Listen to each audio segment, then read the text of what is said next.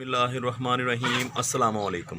दोस्तों, आपने घर तो बना लिया, किसी वजह से आप अपने घर की दीवारों के ऊपर पेंट नहीं करा सके या फिर दोस्तों उन दीवारों के ऊपर प्लस्तर नहीं करा सके, तो फिर आप ये काम करें। इस तरह की बेल को आप अपने घर की दीवार जो बाउंड्री वाल होती है उसके साथ इस तरह की बेल आप लगा के अपने घर की खूबसूरती में इजाफ़ा कर सकते हैं। अगर दोस्तों आपने इस तरह का मेरी तरह एक छोटा सा मुर्गी खाना बनाया हुआ है तो उसकी जाली जो गैर महफूज रहती है, जैसे सर्दियों में इस जाली के अंदर से तेज़ी से हवा गुज़र रही होती है और हमारे जो परिंदे हैं वो सर्दी से मुतासर हो रहे होते हैं, या फिर दोस्तों इस जाली से गर्मियों में बहुत ज़्यादा गर्मी और लू अंदर दाखिल हो जाती है।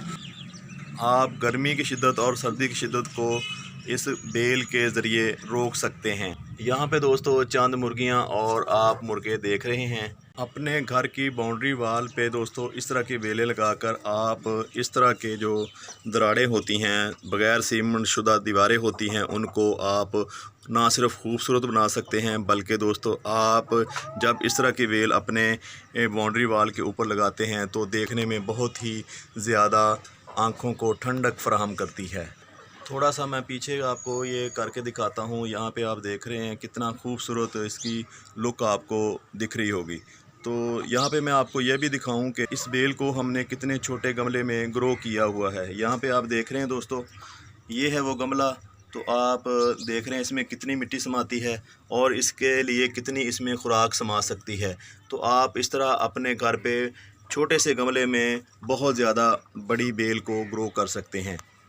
दोस्तों ये ऐसी बेल है, इसकी ग्रोथ सारी गर्मियाँ इसी तरह जारी रहती है। सर्दियों में ऐसे चंद महीने होते हैं यहाँ पे ये दोस्तों डोरमेंसी में चली जाती है। इसको प्रोपोगेट करना बहुत ही आसान होता है। आप छोटी सी यहाँ पे कलम लें, इस कलम को आप सादी सी मिट्टी में लगा देंगे तो ये कलम भी दोस्तों चल जाएगी।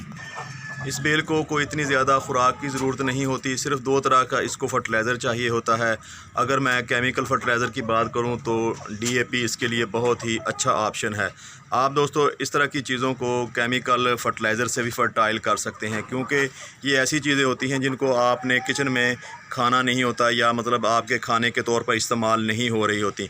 आप दोस्तों ऑर्गेनिक गार्डनिंग भी करते हैं तो आप इस तरह की बेल को केमिकल फर्टिलाइज़र दे के इसकी ग्रोथ को बढ़ा सकते हैं। और दोस्तों अगर आप केमिकल फर्टिलाइज़र पे नहीं जाना चाहते तो फिर आप गोबर की खाद से ही काम चला सकते हैं। इससे भी इसकी ग्रोथ बहुत ही तेज़ी से होती है। अगर आप इसके ऊपर ज़्यादा से ज़्यादा फूल लाना चाहते हैं तो फिर इसको थोड़ी सी मिकदार में पोटाश भी देना होगी। हालांकि हमने अपने इस पौधे को पोटाश बिल्कुल नहीं दी, लेकिन इसके बावजूद आप देख रहे हैं पौधे के ऊपर जो है गुच्छों की सूरत में फूल आ रहे हैं।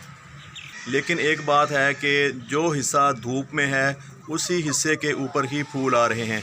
जो हिस्सा साए में है तो यहाँ पे आप देख रहे होंगे इस एरिया में आपको ना तो कोई कली नज़र आ रही है और ना ही दोस्तों उसके ऊपर फूल नज़र आ रहा है। तो यहाँ पे आप देख रहे हैं धूप है तो धूप में इसके ऊपर ज़्यादा फूल आते हैं। तो इसके फूलों का जो रंगत है देखें कितने खूबसूरत है। और इसकी बनावट वो साउंड वाला स्पीकर होता है ना, बड़े वाला स्पीकर, बिल्कुल उसी तरह की है।